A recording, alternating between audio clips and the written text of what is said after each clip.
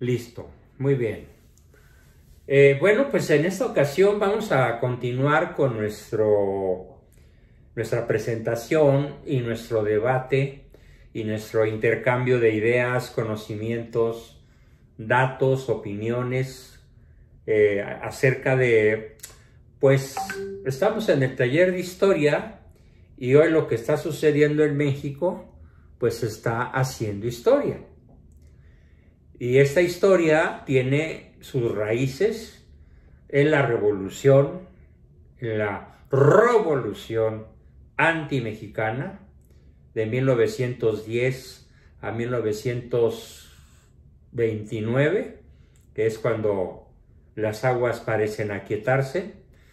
Esa es su primera raíz. Tiene su segunda raíz más profunda, lo que ocurre hoy en México, en la reforma, en las leyes de reforma de Benito Juárez, que logró prácticamente destruir a la Iglesia mexicana, la Iglesia Católica mexicana, y la cual, gracias a la acción, al permiso y a la protección de un gran gobernante como lo fue Porfirio Díaz, se pudo poner un poco en pie de lucha, aunque después de Porfirio Díaz, pues vino la revolución y ganó la revolución.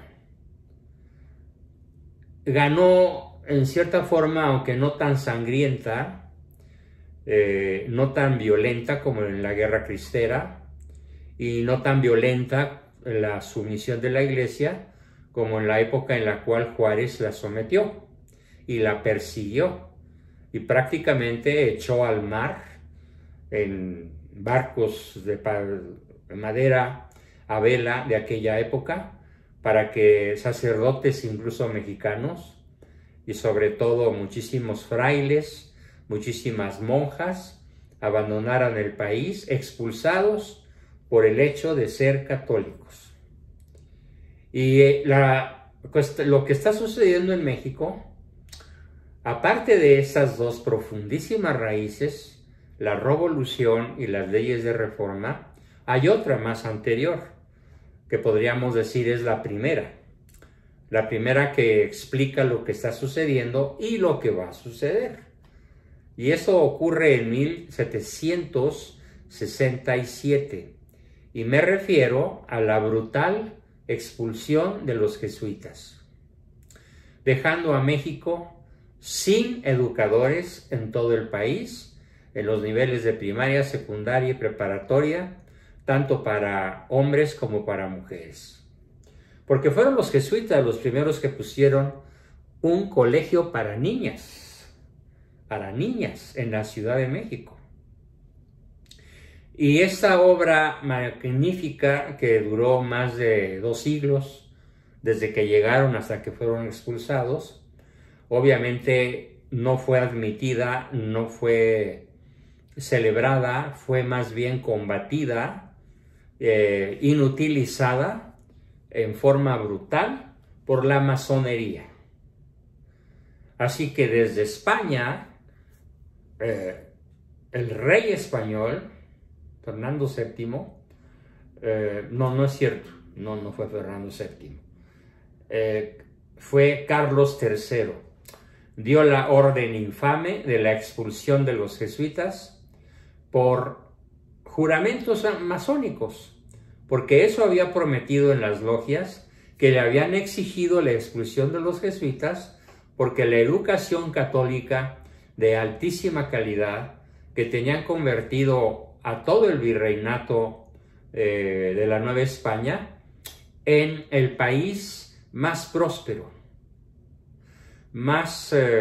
con más comercio, con más producción agrícola, ganadera, agropecuaria, vitivinícola, de pescadería del mundo, y con un nivel de cultura, con un nivel magnífico de religiosidad de todo el pueblo, porque tanto indígenas como mestizos que crecían en número porque los españoles y los criollos se seguían mezclando en matrimonio sacramental con las mujeres indígenas.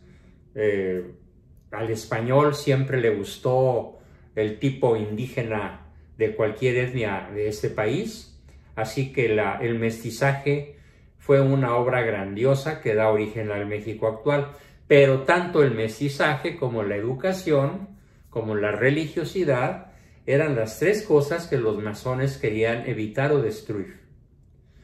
No lograron evitar el mestizaje porque se dio de forma natural e imparable, pero sí lograron impedir la religiosidad al quitar a los misioneros, al quitar a los sacerdotes, las monjas, los frailes, y echarlos del territorio como si fueran delincuentes. Lo mismo que haría Benito Juárez un siglo después, prácticamente.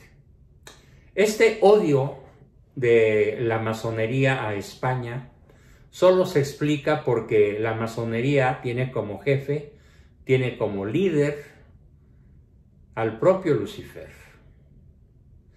Y esto lo podemos entender mejor en la crítica que estoy haciendo, en el análisis que estoy haciendo los lunes y los miércoles sobre la película Nefarious. El demonio explica cómo opera, el demonio nos cuenta qué es lo que hace, el demonio tiene un poder formidable, aunque no más allá de lo que Dios le permite. Pero las tres raíces de lo que hoy sucede, la expulsión de los jesuitas, las leyes de reforma y la revolución antimexicana, nos explican que todo está convenido, todo está aterrizado, todo está planchadito, todo está prometido y conseguido en una línea sin pérdida de continuidad desde 1929 hasta 2023. Ya faltan 6 años para que sea el centenario del Pacto de los Generales, en donde se obtuvo, se logró, se impuso a toda la población mexicana lo que ya he explicado en alguna sesión amplia, larga y profunda, y que a la que ahorita voy a hacer referencia porque vale la pena repetir para aprender. Los 6 pactos que firmaron Plutarco Elías Calles, Emilio Portes Gil y otros generalotes de la época fueron los siguientes.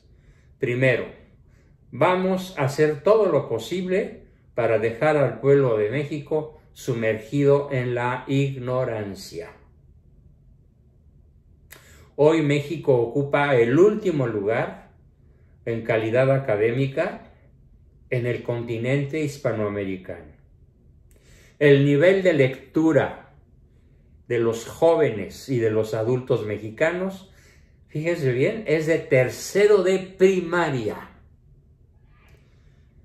Y no se diga el nivel de redacción, está cuando mucho en segundo o primero de primaria el nivel de redacción en las pruebas que ha hecho la OCDE y otras organizaciones de corte mundial para demostrar, para conocer con datos sólidos cuál es el lugar académico que hoy México ocupa en el continente latinoamericano. Estamos en el último lugar entre 20 y tantas naciones, ¿sí? Curiosamente, el primer lugar lo ocupa Costa Rica, con un nivel altísimo de escolaridad, de magnífica lectura, magnífico lenguaje, magnífica escritura, a escala universitaria. O sea, un costarricense comparado con un mexicano, bueno, pues el mexicano es un chairo ignorante y el costarricense es un bachiller brillante. Terrible. Ese fue el primer pacto. Dejar a México sumido en la ignorancia, y con estos datos que les acabo de dar, pues queda demostrado que es una realidad que se obtuvo de modo intencional. Hay muchas personas que critican al malo, a López Obrador, y le dicen periodistas, intelectuales, locutores de televisión, artistas, personas de buena fe, personas como cardenales, obispos, sacerdotes, cuando hablan del nivel de educación y de los problemas educativos que hoy tiene México, hablan de una manera absolutamente errónea al señalar que el PG está cometiendo errores en torno a la educación. Pero no, señores obispos, cardenales y etcétera. No, señores intelectuales, maestros universitarios y maestros de primaria. No hay errores. Son políticas intencionales. Lo mismo en seguridad, lo mismo en política internacional, lo mismo en educación, lo mismo en servicios hospitalarios donde no hay medicinas y donde los hospitales funcionan exactamente al revés de como en Dinamarca. No son errores, son actos intencionales de la revolución, son actos intencionales que se derivan desde las leyes de reforma y desde la expulsión de los jesuitas.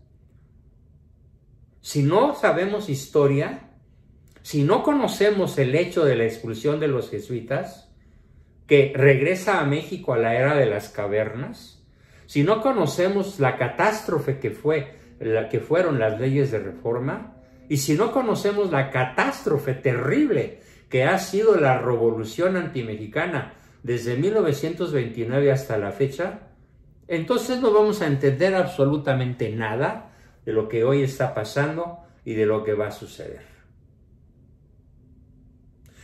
Como dice Nefarius, bueno, no Nefarius, como dice James Martin una vez convertido, cuando dice he cambiado de opinión, ahora sé que me poseyó una entidad, ahora creo en el demonio, fue verdad todo lo que sucedió. Y James Martin advierte, Nefarius, ¿qué significa? Nefasto, complot, un nefasto complot, un nefando complot. Bueno, pues este nefando complot comenzó para México desde 1767 y no ha cesado. Claro, los métodos que ha tenido la revolución antimexicana, yo le llamo revolución, porque no hay un solo presidente, desde Emilio Portes Gil hasta la fecha, que no se haya dedicado a robar en cantidades megamillonarias, no cientos de miles de pesos, sino cientos de miles de millones de pesos, para garantizar el porvenir de muchas generaciones al futuro, de sus descendientes. No hay uno solo, nadie se salva. Si creen ustedes que se salvan Calderón y Fox, qué equivocados están.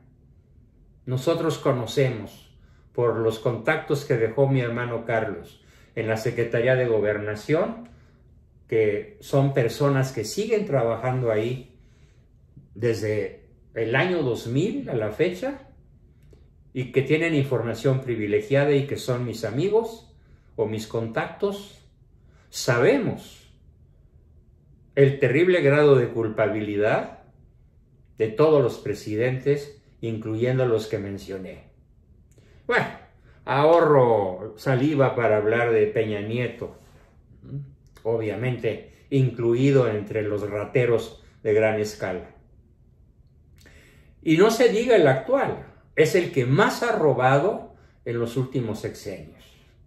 Es el que más ha expoliado al pueblo, el que más nos ha depredado, el que más nos ha acogotado, subyugado. Es Manuel Andrés López Obrador. Bueno, pues todo esto, ahora viene el asunto del que nos vamos a ocupar. Una vez vistas las raíces históricas, tenemos que entender que este proceso que comienza en 1767, que continúa con las leyes de reforma y con la revolución, y que continúa con todos los presidentes de México hasta la fecha, en el que además están sumergidas todas las naciones latinoamericanas, todas. Aquí veo a nuestra buena amiga Andrea Medina del Perú. Perú está incluido, por supuesto. ¿En qué? Está incluido en lo que se llama el movimiento sionista. ¿Y en qué consiste el sionismo? Bueno, el primer rasgo del sionismo es el gobierno mundial. Su primera meta, ya casi lograda, es el gobierno de todas las naciones. Para preparar la venida del anticristo, venida en la cual el anticristo será adorado como Cristo, es decir, como Jesucristo, como el Mesías, el verdadero Mesías que los sionistas están esperando a la fecha de hoy. El sionismo se divide en dos grandes ramas, a su vez. Una rama la vamos a llamar la rama de los sicarios, que son los que se encargan de hacer las guerras, promoverlas, enviar armamentos, para que vean ustedes el brutal tráfico de armamentos de Estados Unidos a Ucrania. ¿Para qué? Para enriquecer las fábricas de armamento y para mantener un statu quo de guerra interminable. Porque Putin no se está dejando, Ucrania menos, y Ucrania tiene el respaldo de todo el mundo sionista. Y el mundo sionista está conformado por la Unión Europea y la Unión Americana. Y muchas otras naciones desparramadas en el Oriente Medio, en África y desde luego en toda América Latina. Sin excepción, toda América Latina está bajo las garras del sionismo.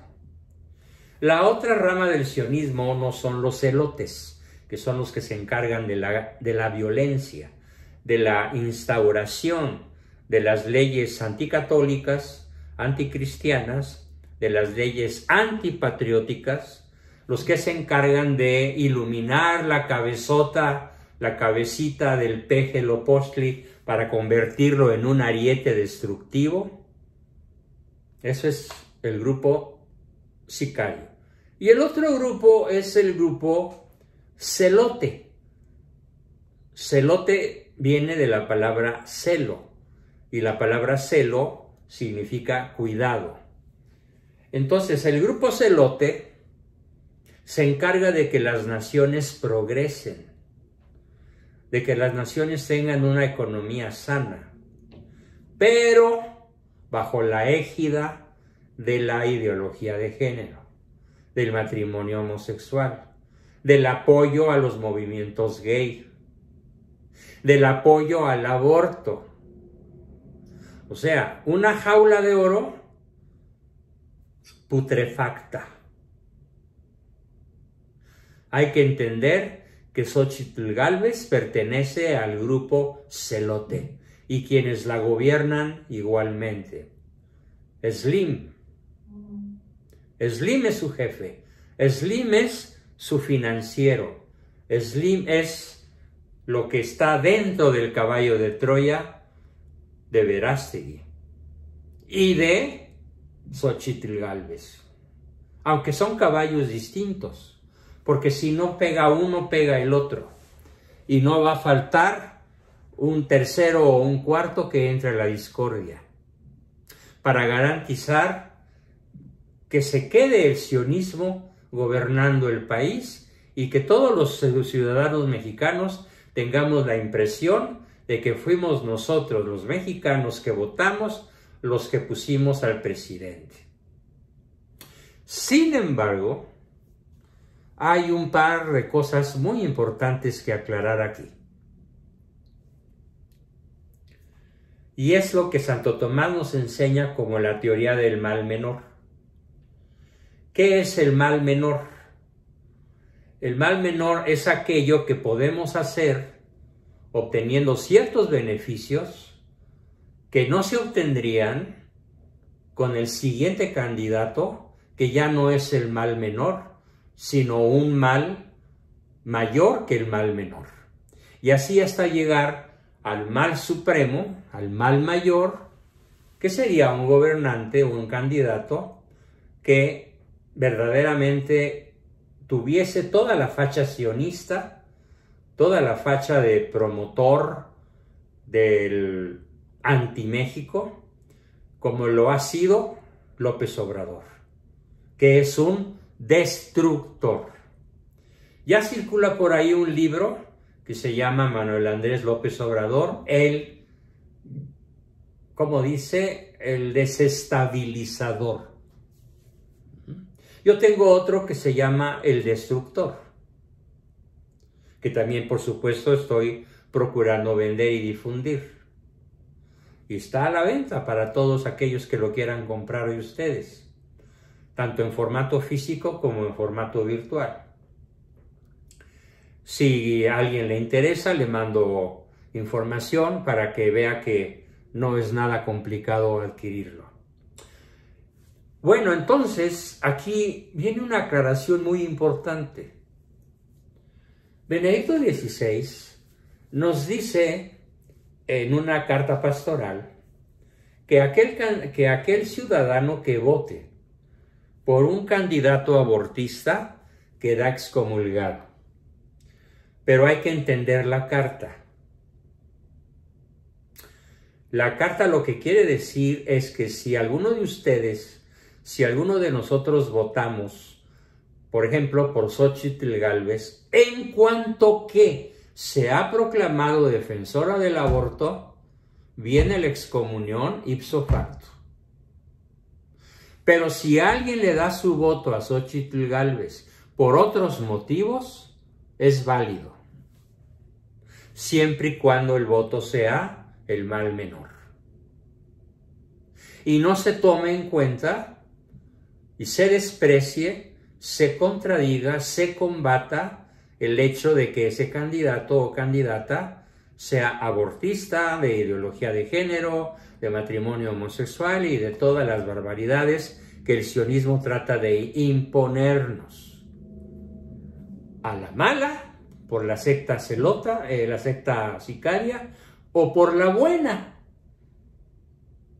Porque esta candidata Xóchitl Gálvez ya suscitó algo que muchos llaman la Xochitlmanía. Y por ejemplo, la publicidad ha cundido de una manera tan asombrosa que hay una X gigantesca de varios kilómetros formada por la X del aeropuerto de Texcoco que destruyó el peje a propósito. Y con esa X, que es la forma de ese aeropuerto, que está semidestruido, desde el aire se ve como después de la X dice Xochitl, ¿no? Y por todas partes cunde propaganda, cunden la Xochitlmanía, los periodistas que no encontraban a quién apoyar, que valiera la pena, dicen que ella es la presidente que va a salvar a México del desastre que hoy tenemos, y ella habla de que habrá un México en paz, habrá un México con seguridad, habrá un México con educación, habrá un México sin odio, habrá un México con unidad. Sí, pero su ideario es contrario a nuestra fe. ¿Qué hacemos? Si ella fuera el mal menor, tenemos el recurso del voto siempre y cuando no votemos por ella en cuanto ideóloga del género, en cuanto abortera, sino en cuanto que garantizaría echar a la basura al grupo Morena, a la pandilla Morena, porque está destruyendo a México de modo intencional. Y ella, como perteneciente a la otra ala del sionismo, que persigue los mismos fines ideológicos, pero mediante otro camino, mediante otro sistema, mediante otra estrategia que nadie capta y que yo tengo la obligación de denunciar, es lo que yo llamo la jaula de oro, en la que están muchísimos países europeos. De hecho, casi toda la Unión Europea tiene una economía que rivaliza con China, que rivaliza con Rusia, que rivaliza con Estados Unidos y que rivaliza con todo el paquete de las naciones latinoamericanas. La Unión Europea, un gigante económico, pero que es gobernado, nada más hay que ver, Macron, ¿sí?, que hoy está luchando contra una juventud iconoclasta que tiene a Francia prácticamente de cabeza. Pero Francia ha progresado en todos los aspectos en los que México ha sido hundido a propósito. Y este suceso que está enfrentando Francia es muy complejo y todavía no tenemos datos para analizarlo en su origen y su identidad y su destino, porque puede ser simplemente una reacción de miles de jóvenes que no tienen una finalidad clara ni una finalidad política realmente que pudiera reconocerse.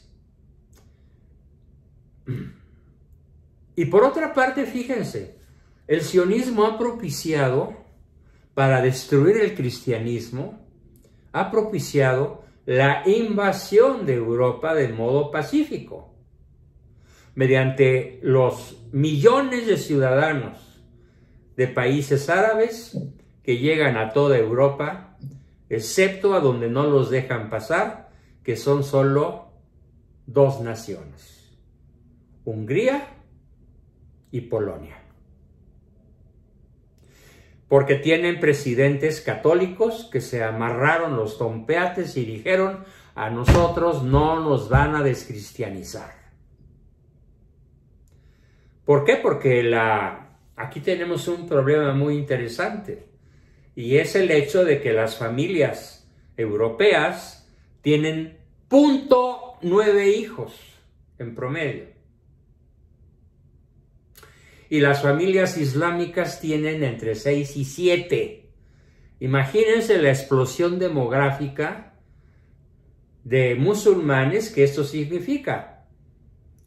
Llegará un momento, a la velocidad a la que va, que Francia deje de ser francesa para ser musulmana. Lo mismo ocurre con Alemania. Lo mismo ocurre, aunque en una escala un poquito menor, con España. Y España tiene un presidente que fomenta esta barbaridad, con una excepción. En Cataluña no dejan entrar a los musulmanes, pero es una fracción de España la que no deja entrar a la invasión musulmana. Entonces, si no entendemos que el destino del mundo está en unas cuantas manos, en unas cuantas familias, los Rockefeller, los Rothschild, los Cunan Law, los Morgan Freeman, todas esas familias ultrapoderosas son las que gobiernan el mundo con los títeres que a su vez manejan ellos, quitándolos y poniéndolos, apoyándolos y desapoyándolos, creándoles golpes de Estado o dándoles estrategias para que el pueblo vote por ellos, y que son los dos grupos sionistas que forman una sola pinza, porque para que la cosa apriete tiene que tener dos lados. Si una pinza nada más tiene un lado, pues no es pinza. Puede ser un cuchillo o puede ser una herramienta que sirve para arrojarla y causar un daño leve. Pero si tenemos una pinza gigantesca que oprime, que nos oprime, que decide nuestro destino, si no entendemos esto, no vamos a poder hacer nada. Curiosamente, sí tendríamos la posibilidad de echar a Morena, pero para eso tendríamos que promover cada uno de nosotros, al menos de forma directa,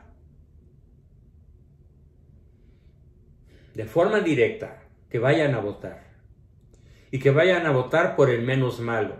Y cuando tengamos claro, unos 2 meses antes de las elecciones, abril del año que entra, cuando tengamos claro, por sus dichos, sus hechos, sus datos, sus propuestas, sus acciones, su facha, su forma de hablar, su religión, su ateísmo, cuando tengamos claro quién es el mal menor, que tengamos la obligación de llevar a la votación a miles de personas para echar a Morena y detener el éxito del ala destructiva, del ala sicaria que tiene a México en su poder desde hace 5 años. Porque como quiera que sea, los presidentes anteriores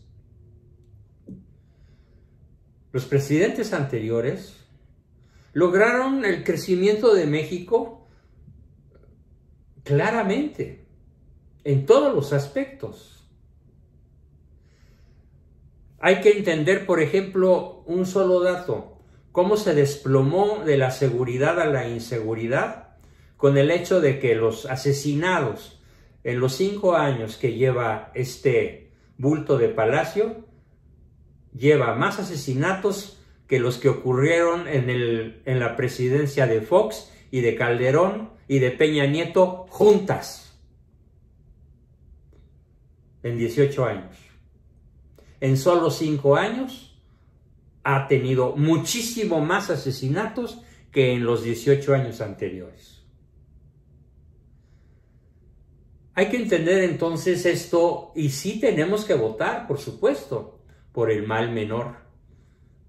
Aunque nos pegue en el hígado, aunque nos caiga gorda, aunque no sea simpática, aunque tenga muchos asegúnes, aunque tenga muchas cosas en contra, aunque no comparta nuestra fe, si es el mal menor, tendremos que votar por esa persona y hacer que cientos de miles de personas vayan a votar, porque México se está desplomando en un abismo insondable, pero no por errores, sino por una cadena de acciones que son realizadas de manera intencional, por las órdenes que el ala sicaria ha dado al peje, y éste las obedece de manera perfecta y hasta más de lo que le piden.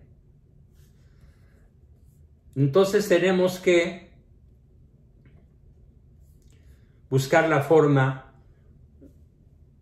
de detectar con mucho discernimiento, con mucho uso de razón, con mucha observación de datos y de sucesos, cuál va a ser el mal menor, que ahorita no lo podemos señalar. En esos momentos yo no sé quién va a ser el mal menor.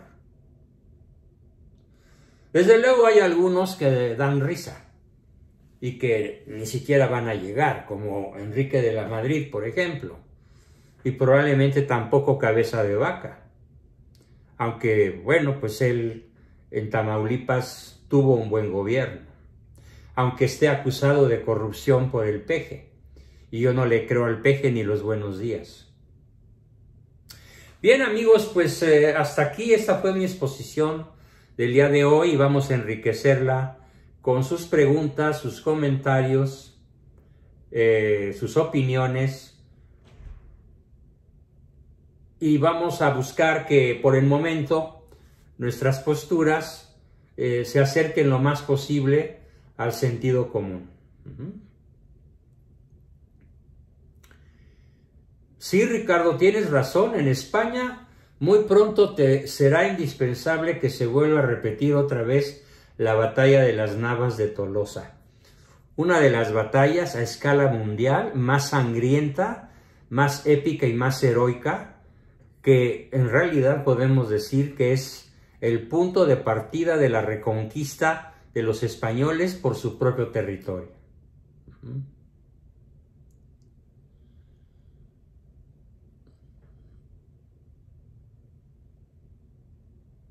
Cuando se tiene, dice Ricardo, en juego entre el bien y el mal, no hay elección. Quien elige el mal o está enfermo o es maligno. Sin embargo, cuando las únicas elecciones son entre dos males y se tiene que elegir entre esos dos males, es obligación moral elegir el mal menor, conforme a nuestra conciencia. Esta es la definición del mal menor. Excelente aportación, Ricardo.